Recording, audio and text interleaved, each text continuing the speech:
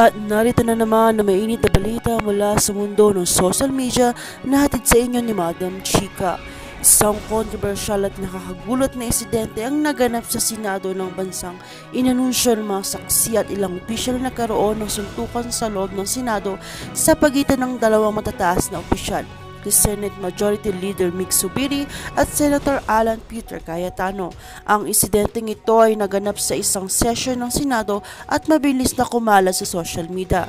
Ayon sa mga ulat, nagsimula ang pagtatalo nang mag-init ang discussion tungkol sa isang mahalagang issue sa Senado. Isang hindi inaasang pangyayari ang nagaganap na magtulakan ng mabangayan ang dalawang senador.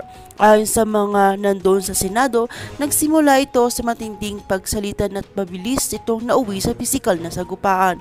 Ibinangga ni Cayetano si Zubiri at sa ilang segundo ang parehong opisyal ay nagsulpukan sa gitna ng chamber. Agad namang umaksyon mga kapwa senador at mga security personnel upang paghiwalayin ng dalawa. Hindi nakaligtas ang insidente sa mga kamera nagdatala ng mga session sa Senado.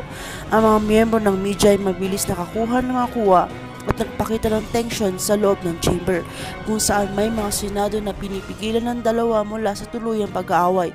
Pero sa kabila ng insidenteng ito, nanatili pa rin ang ilan sa mga senador na nakaupo at nagtangkang magbigay ng kanilang opinyon. Hanggang ngayon, patuloy ang investigasyon sa mga pangyayari.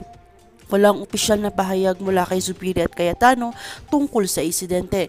Ngunit sinabi ng ilang mga kasamahan nila sa Senado na ito ay nagmula sa isang matinding issue na nauukol sa politika at diskurso sa ating bansa.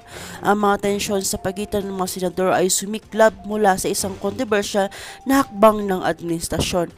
Hindi pa malinaw kung insidente ay nag-uugat mula sa usapan ukol sa mga proyekto ng gobyerno o iba pa. Ang mga issue sa Senado.